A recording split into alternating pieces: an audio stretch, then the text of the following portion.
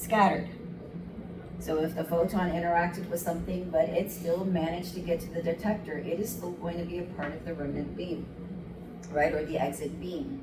So the remnant beam is created by transmitted photons, photons that still have high energy, or scattered photons. Not absorbed photons, because what happened? Where did they get absorbed and stayed? In the what? In the patient. So the remnant beam, or the exit beam, is created by transmitted photons and scattered photons, right? That's what creates the exit or remnant beam. So we have two types of beam. One is the primary. Primary is the highest, or highest energy, because it's polyenergetic. The exit beam or remnant beam is going to have a lower energy. But yes, that's fine depending on what's in its way. But this is now contributing to raw data. When I see the words raw data, what does that mean, Romer? It hasn't gone to the computer yet. It was converted to an electrical signal in the What detector. was converted to an electrical signal? The attenuated photons. The photons, Yes. not the attenuated photons. Because if the photons were absorbed, which is a part of the attenuation, those photons never reached. The remnant. So you have to be very careful when you see how tricky I can get there. Be like, yeah, it was attenuated. Only the scattered ones were, right? So the exit beam is created from scattered photons, which is attenuation, but not all attenuation interactions. And then the transmitted ones that didn't lose their energy. Okay, I'm feeling energized again. You see how you guys fill me up with energy? Yes, sure. Okay. Anybody else just dying to wow me? You're like, that's all I got. That's all the gas I got? That's fine. Okay, so we spent some time talking about, next week will be a test on chapter 3. I'm letting you know now. Next week we will test that on chapter 3. So we talked about the things that James gave us. This is a 3, and he got to see it in the flesh today. Not so flesh, but yes. We talked about transaxial. We talked about 3D. I'm not going to go through all of it. We talked about what is the criteria, what is one of the best benefits over CT from radiology or radiographs?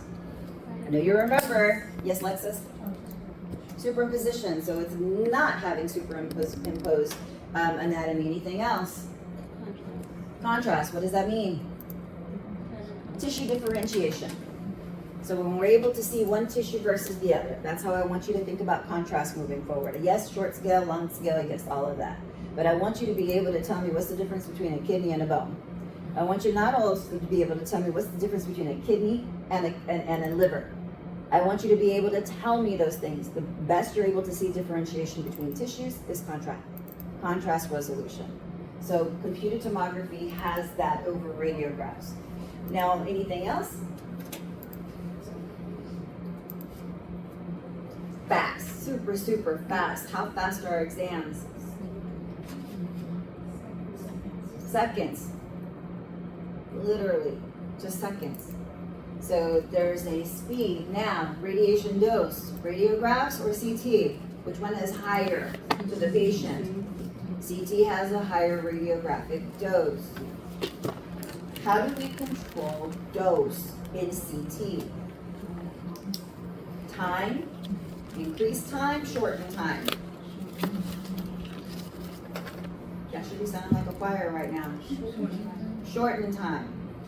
How else can we manipulate our technical factors to decrease patient dose? To decrease it? Decrease mass, increase KDP. I'm sorry, I didn't hear you say that. Okay, perfect. Good. So we have to decrease mass, that includes time, and MA, right? That must go down together. Because if I decrease MA and I increase time, I didn't do anything with mass. Make sense? I'm just not aimlessly at me just because it's time to nod. Does everybody understand what I just said that? If time increases, MA decreases, you still have the same amount of mass. You have to decrease both of those in order to decrease it. Got it? Good. All right.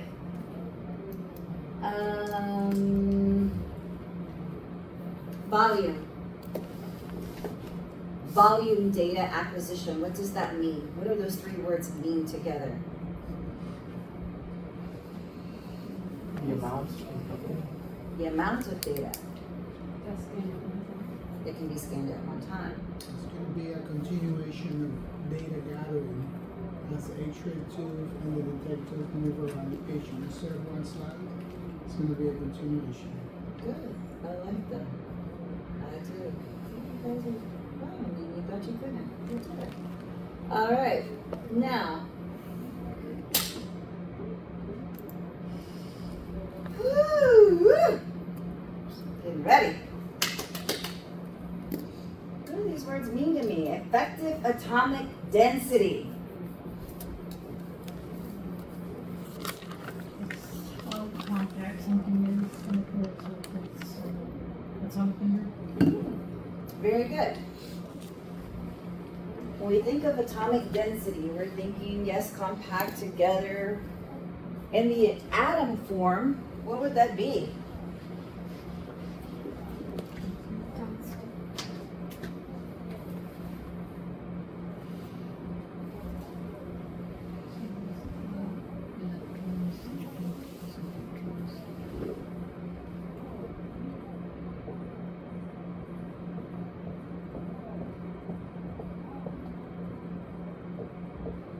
What am I drawing?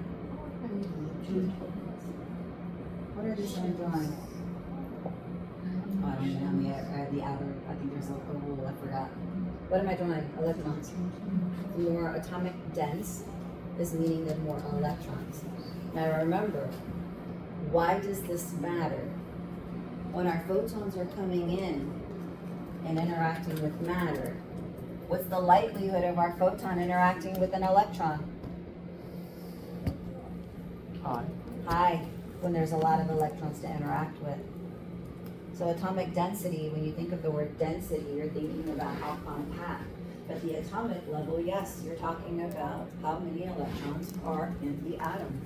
When we have tissues, like calcium or tissues that are very, very compact together, you have to now think about all of the elements that make that compact tissue, especially like bone. Now you're stacking atoms and atoms closer and closer together. So therefore, all of these electrons are now sitting closer. They're not just hydrogen atoms just floating around in the air, right? We now have more possibilities of absorption, right? Okay. So the atomic number of the absorber, also the element. So let's just say we're putting iron there. Iron is going to have, again, that high atomic number is going to be likely that it's going to absorb the photons. And then the photon energy. What controls photon energy? Good job, Betsy. KVP. That's the only thing that controls photon energy. All right? So we're going to talk about that today, so don't forget about that. Now, this is where we were talking about a homogeneous beam and a filters and polyenergetic beam. What's the difference between a homogeneous beam and a polyenergetic beam? Homo is same. Homo, same, but what is same? Same energy. Same energy. You guys are talking, what is the same energy? Also. Photons. Good job. So we know what we're talking about when we say it's the same, right? Now, what is a polyenergetic beam? Samantha? It's going to be a different energy, so different. So this beam is made up of a whole bunch of different types of energies, right? So it could be 30, 50, whatever we set our KVP, it could never go beyond our KVP. So if we set it at 120, no photon is going to be 130 in our primary beam, ever, because we set it for 120. There's going to be a range lower than the 120, and this is where we started to talk about hardening the beam, getting a stronger, high quality beam. It's about the average of the numbers, right? It's like taking a test. You take 15 tests, and you range from 100 to 20. But most of them were above 60, right? But if you remove that 20, right, your average goes up. higher score. Same thing, a filter is going to remove the lower photons and make the beam harder, higher, or better quality. That's the synonym. It's harder beam is synonymous with quality beam. Okay? Harder beam is a quality beam. Why is it a quality beam?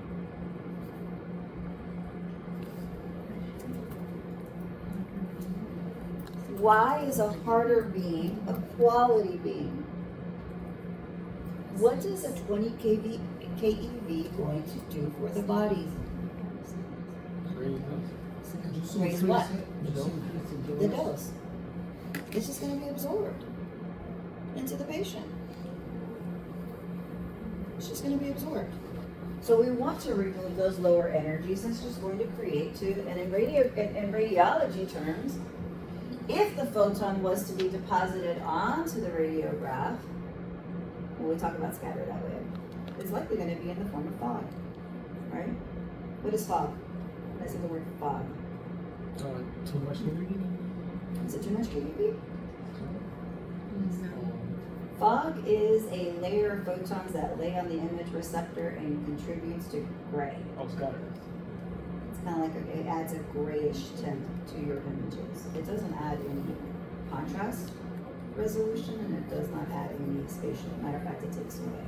So if you had a layer of gray over an X-ray, you're like, it looks gray. It's usually fog. That's the way we term that. It's fog. All right. Now, James can tell us about the gantry because he saw one from the inside out, right? We know that the gantry houses a lot of parts, right? And if you were to label a gantry, we could tell where our detectors are, the way that they look. Our X-ray tube looks somewhat like an X-ray tube. And then we have some more parts in there, the generator, some of them have a computer, some of them have just different types of mechanics, right? But the main parts are this. Why is the detector close to the data acquisition system? Who can explain that for me? Why is the detector sitting right close to the data acquisition system? What is the data acquisition system? What are the components of the data acquisition system? I'm reaching y'all very one-on-one. Chapter 1.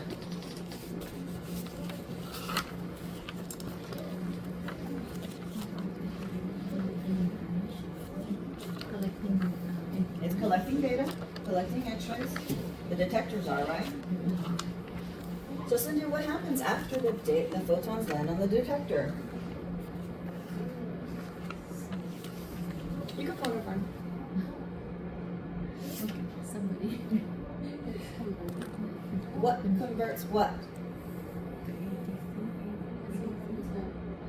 The photon lands on the detector, then what happens? Convert from analog to digital. Okay, so the data acquisition system is now going to convert the raw data that landed on the detectors inside of the detector. We're going to talk about a photomultiplier tube, where it's now going to take a photon conversion over to, or the analog, we're not at the analog to digital converter yet. We're not there yet. So to electrical. The photon to the electrical signal, that's going to happen eventually in the detector, and it's going to be the PMT, the photomultiplier tube. All right, and then we have an electrical signal now. Now that goes to where? What, Lexus? The electrical signal will go to the, is it the computer? It's right before the computer, isn't it? The analog to digital converter, right? The computer now receives the digital language, correct? And then inside the computer, this is where we start taking that raw data and we start doing image processing, right? And that's what we're going to get into today. So the data acquisition system is now going to be the part where it's going to say, okay, now we have all this raw data, what are we going to do with it? So what is the raw data again? Raw data is going to be the electrical signal that was converted from the what?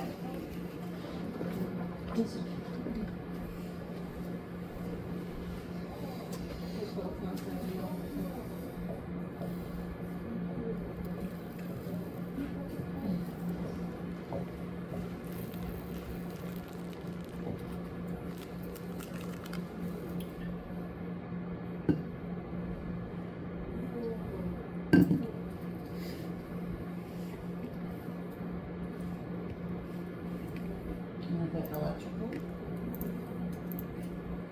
Alright.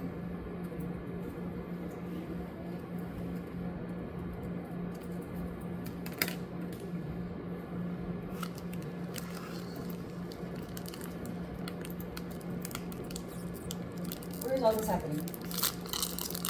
Electrical continue to go, right?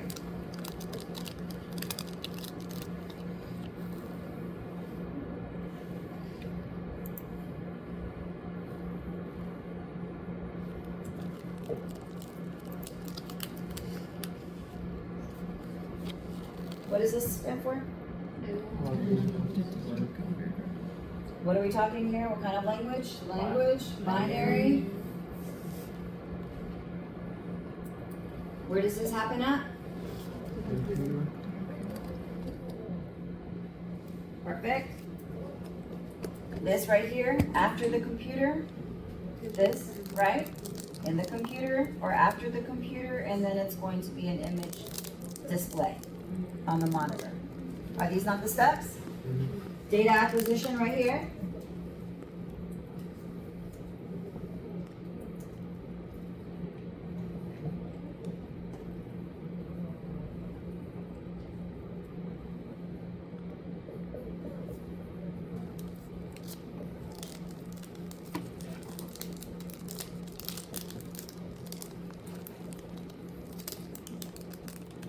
Now,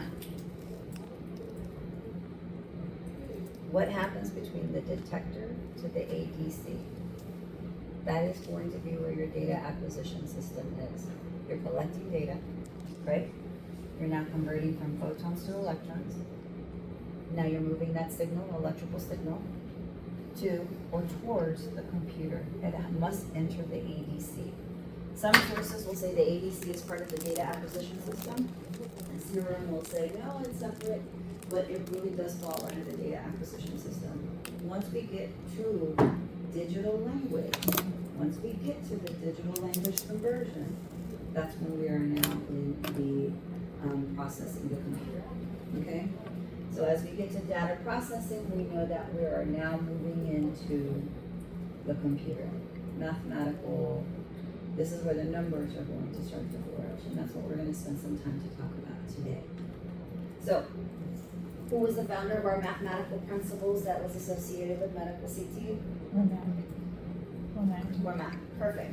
Now, we're taking the raw data that comes from the remnant radiation that landed on the detectors, and now we're doing some form of pre-processing.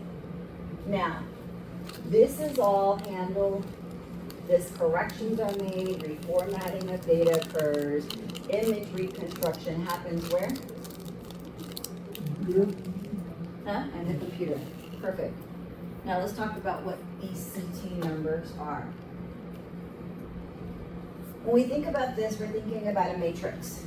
We're looking at a matrix. We see these boxes together, and we're going to talk about pixels. I know you've seen it in your slides. I've added a couple of images in here just to kind of help. The words have not changed, so I know you're going to say, I don't have this slide. The words are still there. I've just added some images. Now, when we think about the CT numbers, you can see right here, 5, 8, 6, 1, 3, 7, 4, 2. It's not going to be that simple. However, it's the rationale behind it. As we're creating or gathering all of this data, volume type data, from anterior to posterior, from lateral to lateral, right? Posterior, anterior, lateral, lateral. We are now going and placing this information in different parts. Now I'm going to kind of draw detectors. Okay, here's our patient. Okay, all right, so we have our patient here, and this is our region. As we're moving through all of these scans on the detectors, photons are landing. Make sense? Yes, everybody gets that? Everybody understands that photon is landing on the detectors. Inside of the detectors, We got some action happening where those photons are now going to be converted to electrical, not to digital, but to electrical. And then in the digital processing, we are now going to start assigning numbers to every section of the detector that captured this data. So every section is going to transmit that information as an electrical signal, and a number is going to be generated. Okay?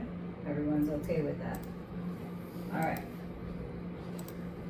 When we get to image display, as we're seeing this image display, we don't see the pixels. We just know that they're there. What do pixels look like? Pixels are picture elements. It's what contributes to the entire picture.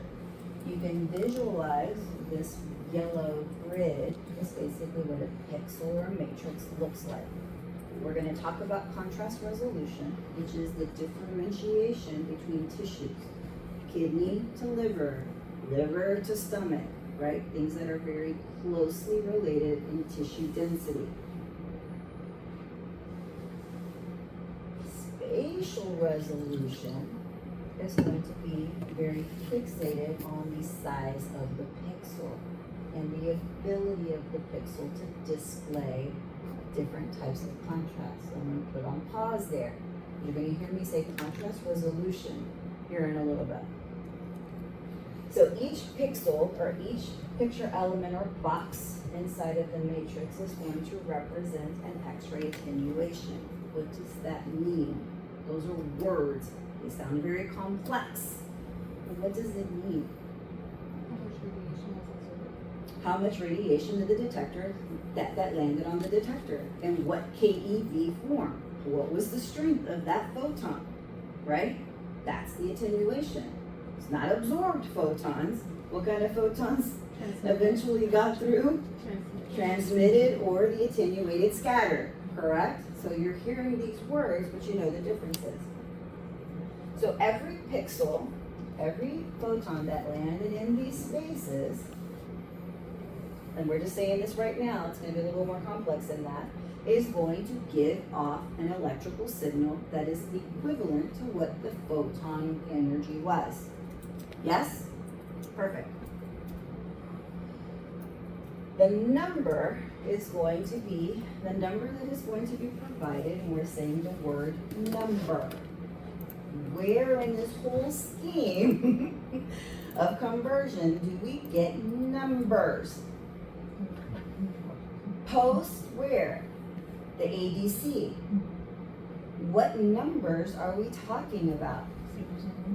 Zeros and ones. We call that what kind of language? Binary language. So this is where the numbers are now going to be assigned to the electrical signal, the analog signal, right? Because if I have electricity and I turn off the switch, there's no more electrical signal. If I turn that switch on, the electricity keeps going, right? So that's an analog. Analog means it's flowing, but it can be altered. It's flowing, but it can be altered.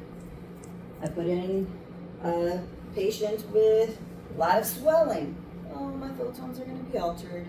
Or I can put in someone that's 90 pounds, very thin. My photons are going to keep going right through, right? So all of these variables make a difference. But once it gets to a number, that is called discrete units. What's the difference between a discrete unit and an analog unit? Discrete specific. Discrete is very specific and it is very absolute. Once that electrical signal gets digitized or given a digital number, that number can never be altered. This will go back to the example that I say, oh, you didn't color me. Yes, I did. No, you didn't. I can go back to that raw image and see a whole wide, elbows or whatever into the image on a chest x-ray. That's the raw data. It's never going to go anywhere. You can mismark a radiograph. Shutter all you want. And then I can go back to the raw data. Nothing is going to change that raw data. The raw data that was acquired here and that was digitized here. Make sense? Yes, raw data. The information that was received here by the detectors, converted into an electrical signal, and then converted into a digital language. That is raw data. It will never change. Discrete means it's absolute. Not putting it in heat, not adding a lighter to it, none of that. You're just gonna break the monitor. Make sense? Everybody with me? All right. Now, who's Hounsfield?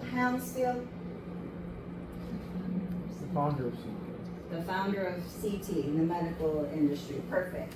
Now, these are the Hounsfield units. You've heard me talk about it. You're like, what is it? It's just basically our measurements. When we talk about numbers, we talk about them in Hounsfield. Samantha mentioned something earlier. We talked about long scale and short scale. We're looking at this scale over here. Hounsfield scale is basically saying what is the difference in number assignment to what is water, to what is bone, to what is air. Now, in radiographs, when we take a hand image and we're using 50 keV, we know that our bone is going to come out how? At 50 keV? It's going to come out pretty bright, isn't it? Yeah, very, very bright. We're going to be able to tell all the features of the hand, the bone at least, not the tissue surrounding it. So when we think about that and we say, okay, well, if we raise the kVp, we're going to see some more tissue around that hand, correct? Good. This is the same thing. When we first learned about X-ray, water was dark, bone was bright. I'm sorry, air was dark, bone was bright, and water was something in between. Right? Everyone's good with that. We could tell the code. Now we have numbers associated with it in CT. So, air is going to be, we're going to start with water. Water is always going to be given as 0 Hounsfield unit. A 0 Hounsfield unit. On the extreme positive side, we're going to have bone identified as 1,000 Hounsfield unit. What's the opposite of bright? It is going to be dark. X-raying air is always going to be very dark. So that is going to have a negative 1,000 Hounsfield unit. I'll say that again. Water is 0. That is our reset. Bone, bright, 1,001 plus 1,000. Air, dark, negative 1,000. Okay? Now, everything in between is going to start to change in contrast. So if bone is positive 1,000, what color is associated with it? The brightest of brights. If air is at the negative 1,000 Hounsfield unit, it's going to be the darkest of darks. And water is going to sit right in the middle at 0, from negative to positive. I'm saying all of that to say this is where your numbers are going to go back and start indicating, oh, well, this is air, this is bone, and this is water. All right, so let's see if this will make a little bit more sense.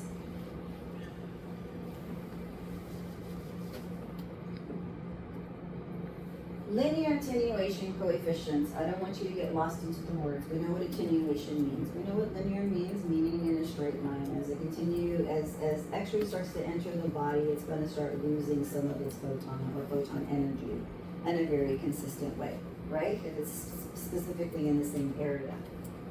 That's all that's saying. And you can have a math formula that is going to determine that, because remember, in computer processing, there's math. There's an algorithm, okay? An algorithm to figure out the linear attenuation coefficient as it changes as X-rays pass through the body.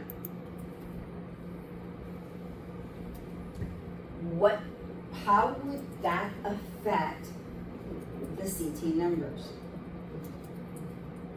So I'm going to give you a scenario.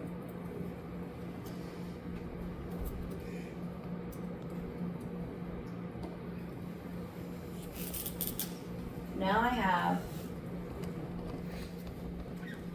my patient. This is my region of interest.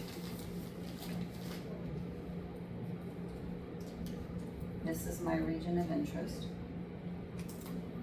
And so we know that x-rays are going to pass through the outside much more easily than my patient, and they continue to start to attenuate in the middle. But what if I put a shield on my patient right there? I put a shield.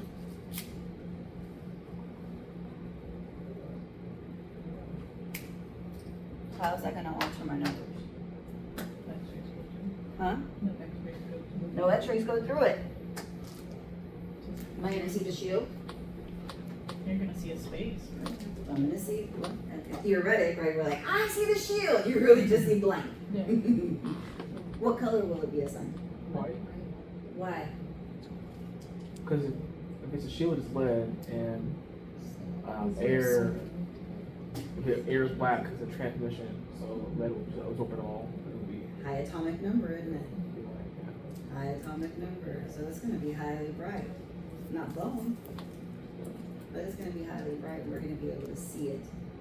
That void of what it's covering, right? So we'll be missing.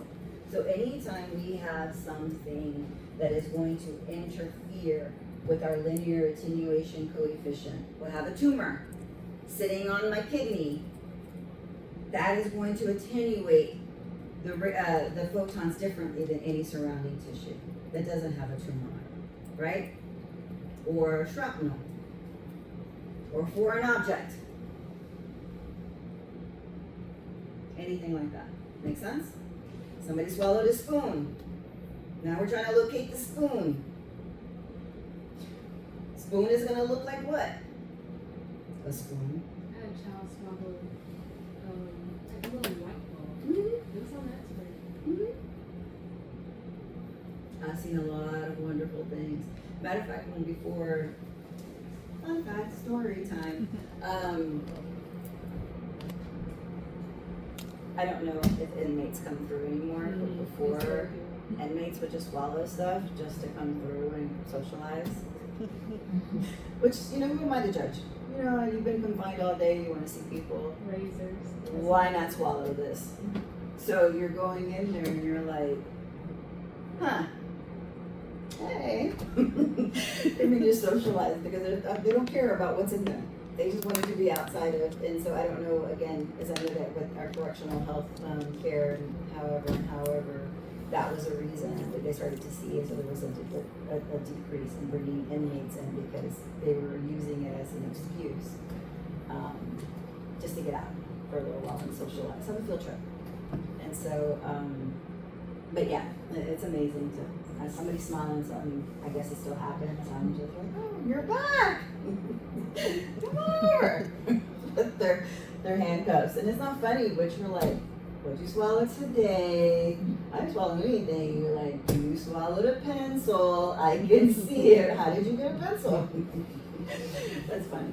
Anyways, okay, so this is what it looks like. You're not seeing it in form, but you're saying, okay, this one has 1,000 because that could be the shield, right? Shield, the lead is going to come up a lot brighter than the bone. We know that, right? Because inside bone, we have cortical bone, we have bone marrow, and all of those different things, right? So here's your bone 1,000. This is your bright.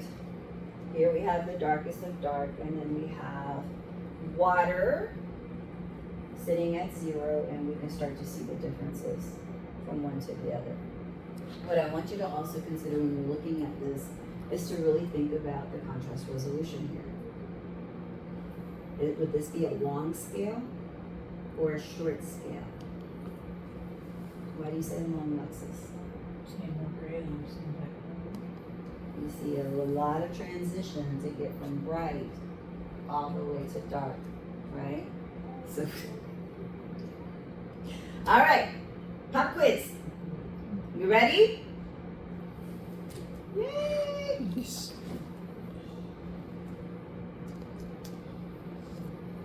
What number is this? Positive or negative? Positive. What number is positive or negative?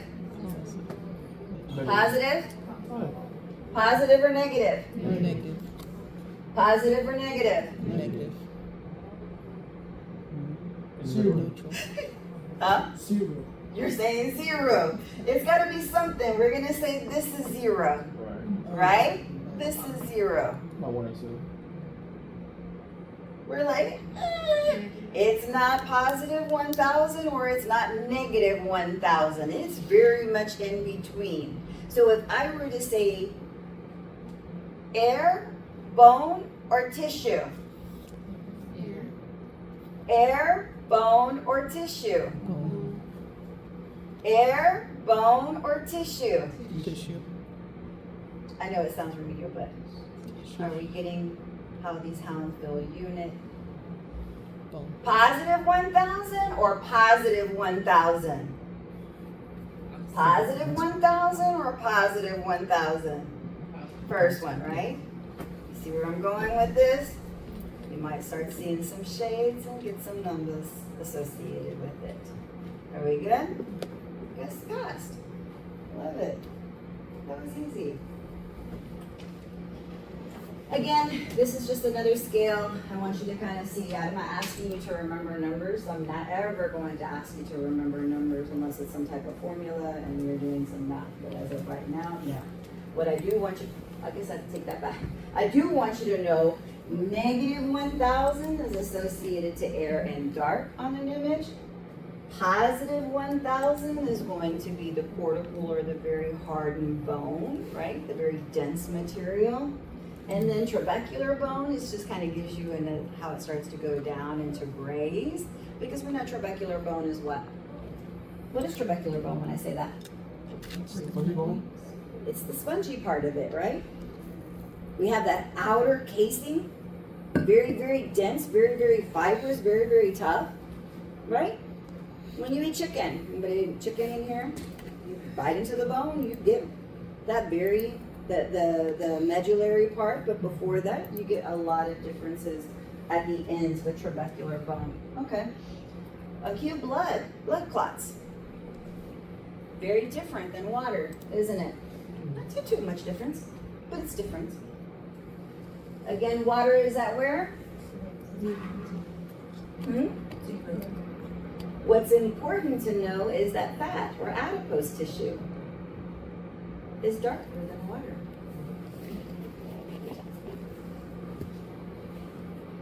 Again, just one fact. I just need you to know the three. Positive 1,000, negative 1,000, and the brightness associated with those.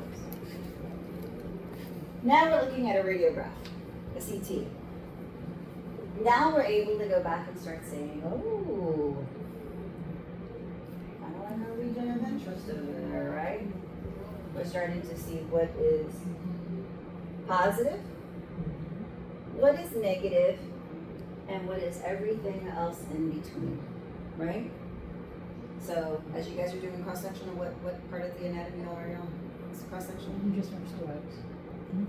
So you can tell me about this image. Mommy, what am I looking at? The lip, Go ahead, Lexus. So liver, stomach, spine, with a descending aorta. That's where I finished. Okay. Look at that, very impressive. So everybody knows how to see read these images. Where's the right side? Where's the left side? Where's the the anterior and posterior, right? Everyone gets that? We're good? Perfect. Okay. what's that's the stomach. What is that posterior to the stomach? Posterior, that is very bright. What could that possibly be? Post contrast. Okay. In the stomach or behind the stomach? No, posterior to the stomach. This a spleen? Spleen? This? Yes. In the spleen? Spleen. Oh. This? Contrast. Mm. Perfect. Okay. All right. So we're gonna move on? We understand? So we're here, right? We're still in data acquisition. We're not still in data acquisition. We moved on to the computer. We've assigned numbers. The numbers are now going to be described as what kind of units? And it ranges from what to what? Yes, Angelica? -1,000 to 1,000.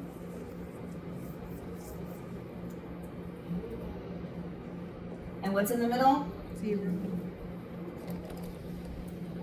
Perfect. All right. So why is high KVP important? It's for penetration.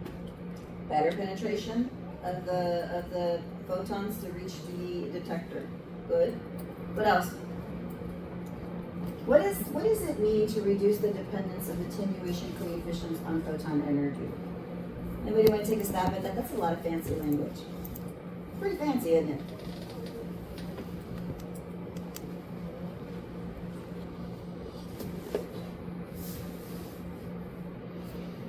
Just tell me, Ms. Lara. Like the higher KVP can also reduce the mass used, so it lowers efficiency. Yes? No, yeah, because you don't have to use such high mass. That's why you use KVP. Perfect. I like that. So that's not on here, but good. Oh, Reduces okay. pitch and dose. I like that. No, but it's important.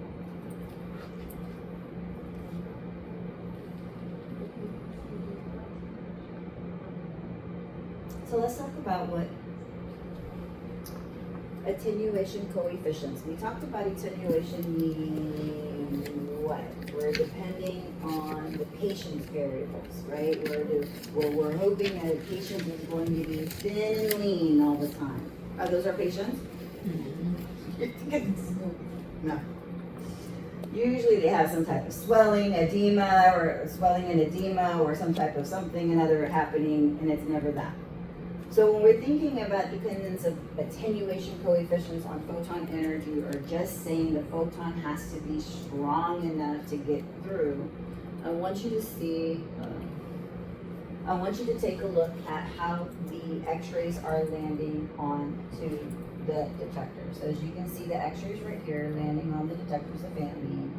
And so we know that whatever the patient has going on, depending if it's swelling or something another, when we're thinking about scatter, we're thinking about what? We're thinking about what makes scatter undesirable. It's not diagnostic. Mhm. It's not diagnostic It's not diagnostic. Why? because it doesn't go through the detector. It just goes everywhere. But So it does provide some type of hazard to the technologist. But why is it not diagnostic? Because if it doesn't reach the detector, then it would never be considered a photon that landed on the detector. And it's like racing up. Grays, I talked about fog and gray and yeah. But why?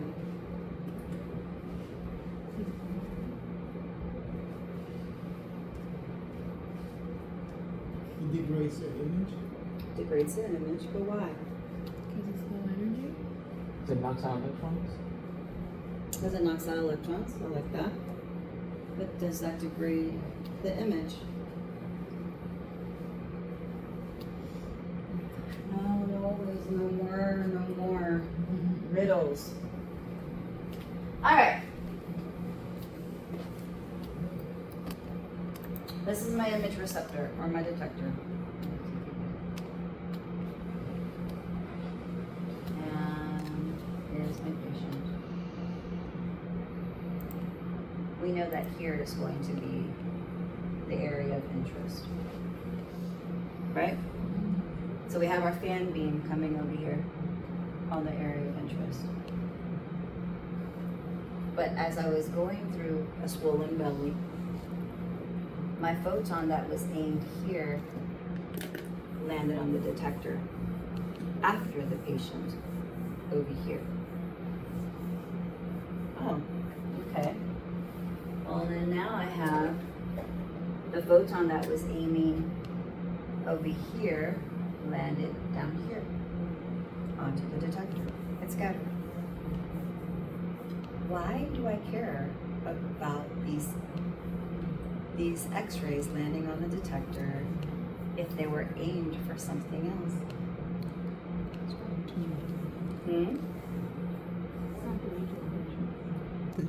region of interest. Now I'm gonna go sideways. Here's my patient. And there's the belly. Okay. My photon was here, went through the patient, scattered, and deposited over here. This photon came through the patient, scattered, and landed over there. Would it change the numbers? Huh? Would it change the numbers? It changes the numbers. Because what was here, when we talk about a liver, we didn't get a liver attenuation because this photon is now going to the liver attenuation is landing somewhere over here. This over here that was going to be soft tissue, right, colon, it's going to have a different KEV number, but it landed over here. So now we have a mixed match of what is supposed to be a direct representation of a photon that went through and what it landed. So scatter matters because it alters the numbers. Scatter matters because it alters the numbers. Because once the photon goes through the patient and it's scattered, it lands somewhere else on the detector, showing the wrong number for that body part. Make sense? So this fancy language, dependence of attenuation coefficients on the photon energy, if it gets scattered, one, it lost photon energy, and it landed in the wrong place of the detector. So now if I have enough of that, my liver is not gonna look right. It's gonna look not around 0, it's gonna start looking more like around negative 500.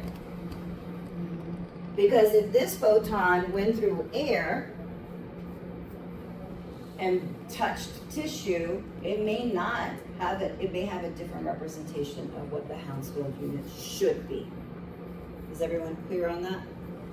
So this data, this photon, is going to be converted into an electrical signal and then assigned a binary number for a Hounsfield unit. Make sense? It's not truly representative of what the attenuation was had it not been scattered. Yes? We're good? We understand? Or you're just nodding because you're trying to get through the day? That makes sense. With test next week? All right. So everybody understands that. Perfect. All right. So we'll just contrast a bone relative to soft tissue. High KDP, the reason why we're using a high KDP, we just heard we're going to lower dose, but it's not on here. We're talking about it reduces we want more photons to penetrate through the patient. We want to represent the anatomy that we're examining. We're trying to reduce the scatter opportunities. Okay? Now, when we talk about reduced contrast resolution, back to the short scale, long scale. If we're able to tell the difference between tissue differentiation or contrast, right? We want a long scale. I want to see a liver from a kidney, from a stomach, just like we saw in that one image. Make sense? So for KVP usage, it's essential in CT because we want contrast resolution. Contrast meaning tissue differentiation between one to the other. We want to see a cyst on a liver or a kidney. We want to see a stone in a kidney. We want to know what's happening with the patient. Make sense? Good. So CT improves contrast resolution. Is that truth? Or is that a false? Truth. All right. Now, radiation flux. You know me, I like to wow you with words. To produce a high radiation flux, you're going to reach back into X-ray and say, oh, I remember what a radiation flux is. Or some of you are like, I've never heard of radiation flux in my life. Option B. Perfect. Well, these are different types of image receptors, whether we're talking about CR, DR, different types of detectors or image receptors, right? So here you see an example of this type of detector, this type of image receptor where a low energy X-ray is going to enter and it's going to be converted to light. That was back in X-ray, but I'm using this to be very specific. Here, this is more our thing. When we have higher X-ray energy, we have a better conversion to an electric signal. When we have lower energy, remember longer waves, less frequency, lower energy, we have less electrical output. So the radiation flux, meaning how much radiation is going to generate an electrical signal, is greater with higher KeV or KVP. Electrical signal is going to be higher with a higher KVP. Why does that matter? Why do we want an electrical signal? Why do we care? I don't care no more, Ms. Laura. I just want to go home. What is it? Why do we care? Huh? Image quality. Image quality? I like it. If I have an electrical signal that is accurate to my photon representation, does that mean I'm going to have a better binary assignment? Am I going to have a better or truer representation of that tissue? That's why the electrical signal is important. The electrical signal is there to say, hey, I received you 100 photon KeV, now I'm going to output as an electrical signal to that equivalence so that my number can be assigned correctly. So the higher the KVP generates a stronger electrical signal for better conversion, better representation. So again, these words are fancy, but the concepts are the same. This is really depending on where my photons land and do they represent the anatomy that they went through. If it's scattered, not really, okay? Contrast of bone means a longer scale. Tissue differentiation is better in CT. When we use high KV, when we use high KV, we're going to have radiation. Flux is basically saying we're going to have a higher radiation to electrical signal conversion. Okay?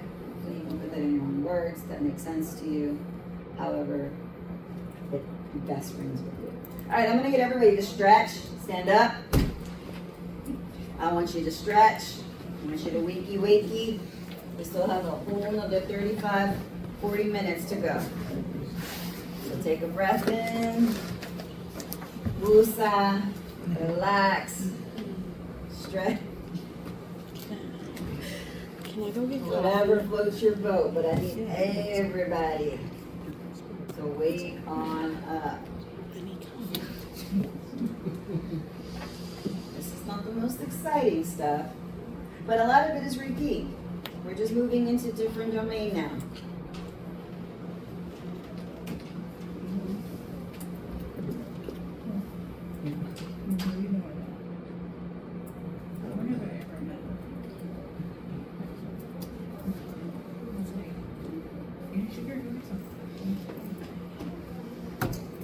I got gummies over there if you guys want. There's some gummies. Look, I'll bring them in here. I left them out there for everybody to get, but Oh, There you go.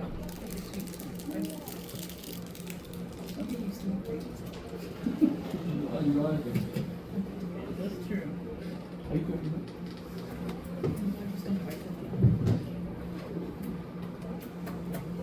mine.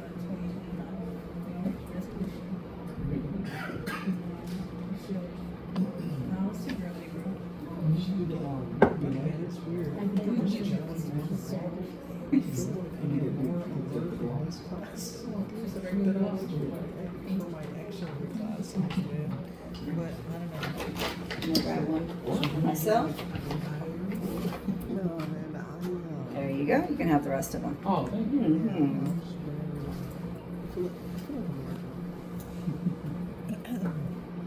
You don't care about the nutrition factor. Just You're the one I care about. Not bad. And I don't know when that's gonna happen. However, it's an opportunity to In CT, it is very important to think of the patient as a three-dimensional object. That's because the patient is a three-dimensional object, and because the data created in CT includes all three dimensions. And this is obviously different from general radiography. X-ray images are a flat image that only show 2 dimensions of anatomical information. With CT imaging, we're actually creating a volume of information in 3 dimensions. This volume of information can be difficult to explain, and that's why we have imaging axes or planes in CT imaging. The x-axis in CT extends horizontally across the scanner, and this represents image data coordinates in terms of right and left. And so if we change the x-axis coordinate of a piece of information in the CT scanner, we're changing it in terms of right or left. The y-axis extends vertically across the scanner, and this represents data coordinates in terms of anterior and posterior. And the z-axis extends longitudinally through the scanner, and this represents data coordinates in terms of superior and inferior. Let's look at a few examples of how this actually works in practice. Here's an axial image of a CT brain without contrast. The position of information in this brain from right to left is described in terms of the x-axis coordinates. The position of information from anterior to posterior would be described in terms of y-axis coordinates. And we can do the same thing for all other imaging planes. Here's an example of the same patient's brain, but this time in the coronal view. And the same things are true. Changes in information from right to left or left to right would change the x-axis coordinates. But changes from superior to inferior represent a change in the z-axis coordinates. And here's one more example in the sagittal plane. And the same rules we've been using are still true. If we change the y-axis coordinate, we are changing from the anterior to posterior position. If we change the z-axis coordinates, we're changing from the superior to inferior position. Here's another way of looking at that information. In this series of axial images, what part of our x, y, and z coordinates are actually changing? The center of the patient is still the center from right to left and from anterior to posterior. So what's actually changing is the position in the patient from superior to inferior. And so the change is actually in the z-axis position. We can ask the same question in other image series. So in this series of coronal images, what's actually changing? Is it our z-axis position, our y-axis position, or our x-axis position? So our view of the patient from right to left I'm gonna pause. is not changing. Let's see. All right, so taking what we have. What's changing? Everybody says it's the y-axis from posterior to anterior, correct? And now in these images, we start over with the left. Is this more anterior or more posterior than the next image? Why anterior?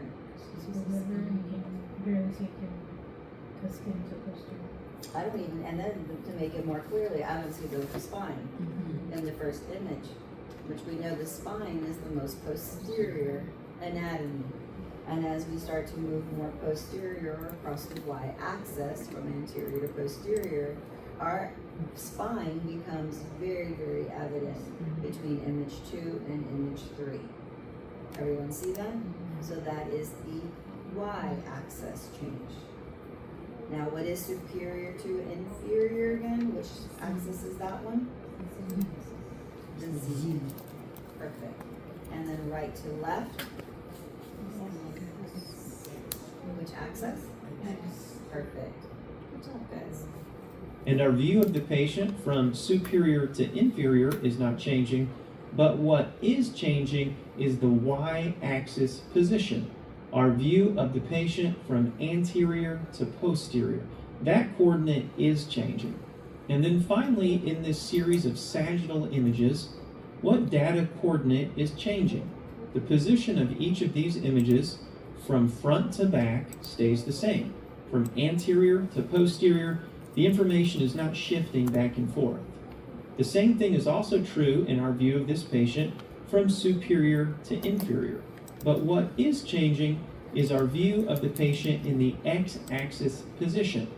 These slices are moving from right to left, and so our x-axis position is changing. So just remember, our view of the patient from right to left is the x-axis position. Our view of the patient from anterior to posterior is the y-axis position. And our view of the patient from superior to inferior is the z-axis position. Okay. So when we start talking about bump soles, here in a little while, not today, I do want you to know that this is where you're going to see X, Y, and Z. And so looking at some of these videos, they're quite helpful in imagery, better, a lot better than what I could do on the board because you're now seeing it in 3D. Everybody understand what is an X, Y, and Z axis and how you're able to change. It's like even here in this image, which one of these images, right to left, is the most mid-sagittal? That's right. Why do you say that far right one? You see, in the middle is the sun. Why? What features on there give you the indication that it's in the middle of the spine? What? You see all You the see the spinous vertebrae? process is good. What else do we see there? Spinal cord. The spinal cord. And then we see some really great bodies. Don't we? Good. And over here to the left, on the far left, we see the sacrum. That's all pretty much what we see. We see bits and pieces of the body. We're seeing more muscle, right? So we know that this is extremely lateral. And we're going from middle all the way to the side. Good. Perfect. All right, and there's one more I wanted to show.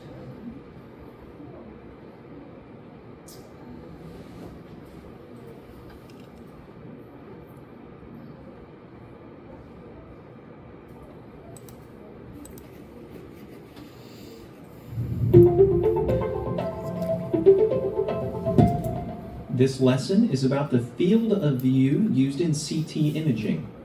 A CT scanner actually has two fields of view. The scan field of view refers to the entire area inside the scanner that's actually being scanned. The display field of view refers to just the area that is being processed for viewing. It might seem a little odd, but not all of the scan data collected during the imaging procedure is actually processed for viewing. Only the data within the display field of view is processed and displayed. Information outside of the scan field of view is not processed at all, and it's not even saved on the computer. Here's an example of a scan field of view. This is the entire area that's being imaged during the procedure. The scan field of view can be set by the technologist, but there's not very many options. For example, General Electric scanners have just two scan fields of view. The large scan field of view, which is 50 centimeters, and a smaller scan field of view, which is 25 centimeters.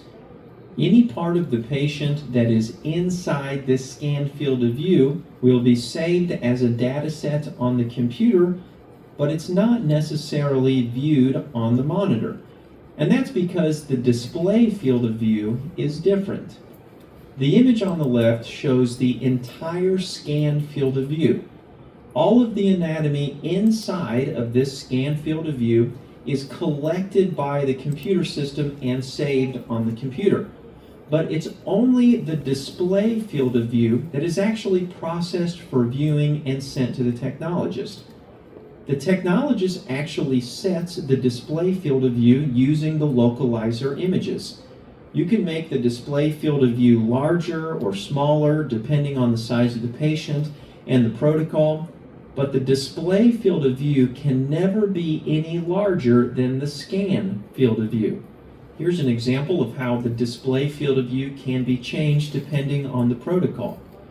The scan field of view is the same between these two localizer images, but the exam on the left has the display field of view narrowed down to represent only the thoracic spine. And so these images will display only the thoracic spine. The image on the right has the same large scan field of view, but in this case, the technologist has set the localizer image to include the entire thoracic cavity. And so that area will be processed for imaging and displayed on the monitor.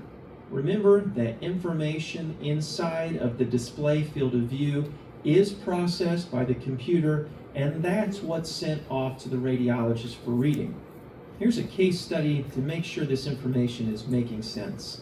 Consider this scenario. After completing a CT of the chest, you noticed that your DFOV, that's your display field of view, does not include the entire lung field.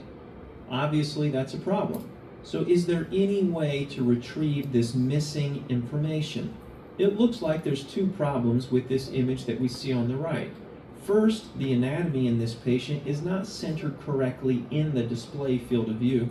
And then secondly, the display field of view is not large enough to capture all of the relevant anatomy. So there's a few changes we need to make if we can. Retrospectively, we would need to open up the display field of view to include the entire lung field. Also, we need to do a better job of centering the patient's anatomy in the display field of view. So we would adjust the X and Y coordinates so that the center of the patient is the center of the image. But here's the catch. If the lung fields are outside of the scan field of view, there is no way of retrieving the missing anatomy. And that's one of many reasons we need to make absolutely sure that the patient is centered perfectly inside of the gantry. Any anatomy outside of the scan field of view could never be reconstructed to be included in the display field of view. And so remember, the scan field of view includes all of the information that the scanner sees. But the display field of view is only the information that you will see, and that's the information that ultimately is sent to the radiologist for interpretation. Awesome.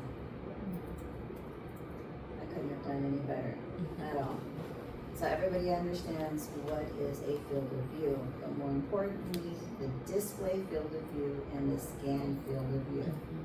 So the scan field of view versus the display field of view is theoretically larger or smaller? Larger, right? It's the whole scan field of view. The display field of view will undergo mathematical processing for reconstruction. Is that a correct statement?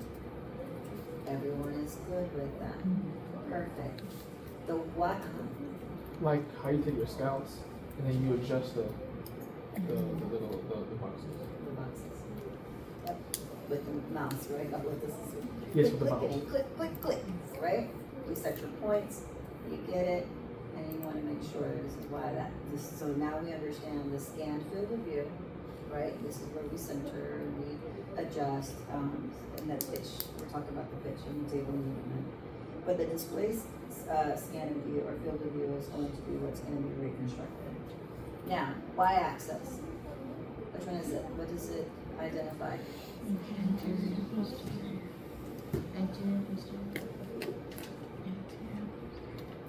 X-axis.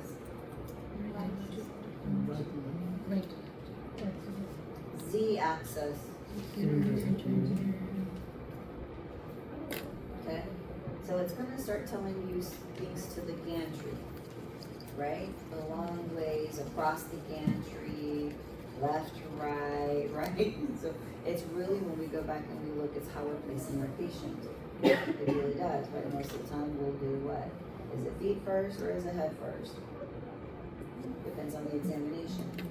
So it's really not gonna always be to what the patient is. It's going to be in relevance to the gantry and how you're placing the patient in there. Make sense? All right.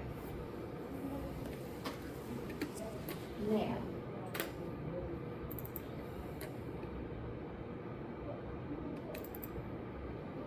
when we think about windowing, this is pretty easy. When we think about windowing, we're thinking about changing the CT numbers. Now we know that the range of the CT numbers are going to go from what to what? Extreme to, what is it? So that's the range, from bone to air, right? So those are our CT numbers. And the units are represented in what? Constant. Good. When we think about the window width, we're thinking about the range of air all the way to bone. That's the window width. We're thinking about our long scales, okay? Our contrast differentiations. Yes? Perfect. When we think about window level, we're thinking about the center of that range. Now we're getting to the point of, we're no longer talking about image processing. We are now completely out of the computer and into the monitor.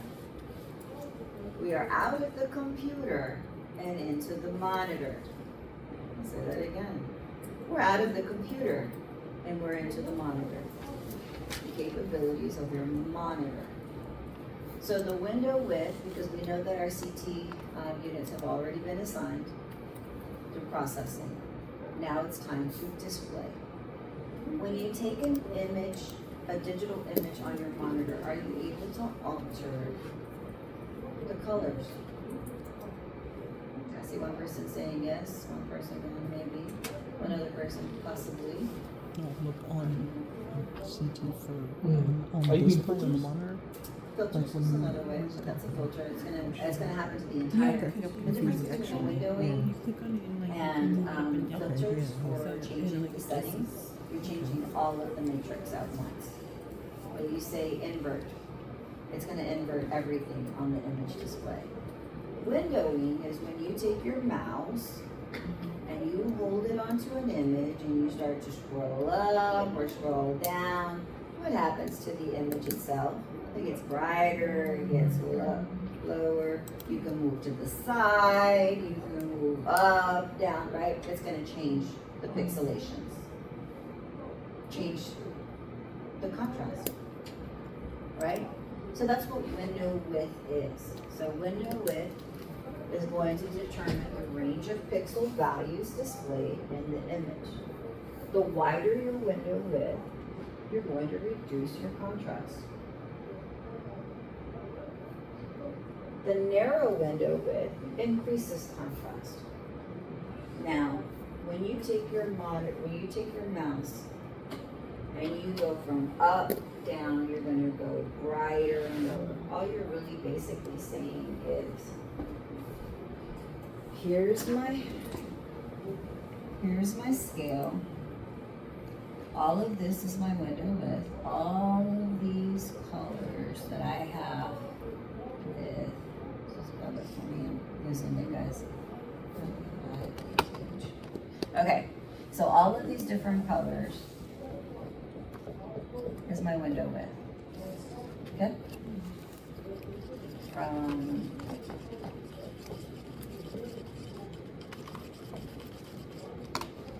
Okay, perfect.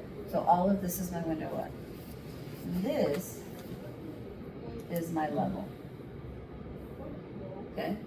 Right here, if I raise my level, is my image gonna get brighter or darker? Brighter. If I lower, change the direction of my window level, what's gonna happen to my pixels? Are they gonna get darker or brighter? Right. So changing your window level changes the pixels in brightness and darkness. Window width is creating the range between your different shades of contrast. So usually when you move your mouse up and down, you're changing the level. When you start going side to side with your mouse, you're changing the window width. So when you get back into your next clinical rotation, I want you to put that cursor and just say, I want to just play with window level and window width. Okay? So you'll start to see that.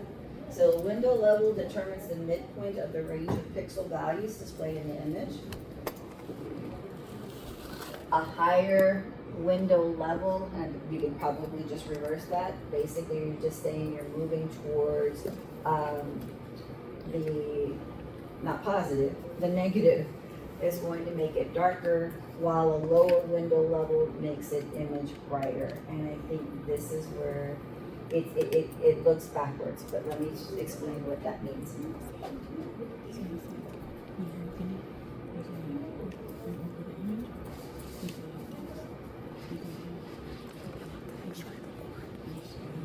Believe me, I don't have any videos on this because I would show this in a heartbeat. But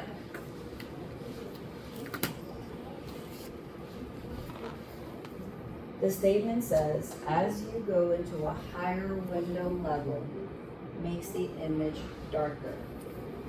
So when we think about a higher image level, we're thinking about the thousands, the positive thousands, right? So you're thinking if you're going up, it should make the image brighter. Yes? But it's actually saying this. If you have a high image, let's just say you have a bright image.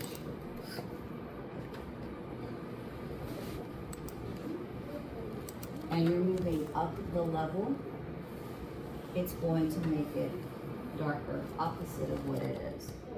If you have a darker image and you go down the level, that is going to be brighter. And I guess it's better to show you. I'm probably gonna have to find an image. I don't think I have access to Synapse, so that we're able to go back and show you the difference. Now we're gonna put a pin on it so I can explain it to you, but it's really just changing the midpoint range.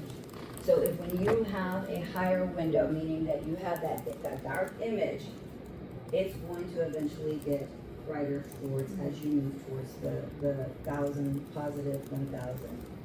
I'll have to show you what that looks like. Believe me, you're saying, no, it's reversed. It is. You're just taking a darker image and making it brighter by moving it up and down the level. The window width is really going to start changing the contrast between the differentiation of the tissue. So we'll have to do it in real time. I'll see if I can get Synapse or get JT to log in so that we're able to see the difference. But here we have some examples of what changing the window level is going to look like, bringing a dark to a brighter.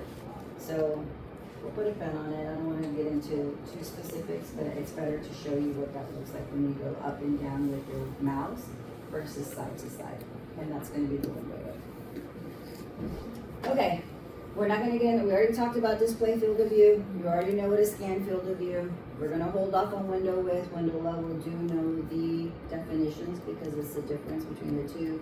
And then when we get back, we'll talk about the matrix and the field of view after your test.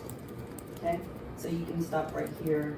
You do know your axis, so that's part of it. So don't just say everything on this slide we're just gonna start talking about the matrix and the field of view. We already know that it's constructed of pixels and we already understand our axis. Yes? Mm-hmm. We're good? Question? And then we'll get into the math.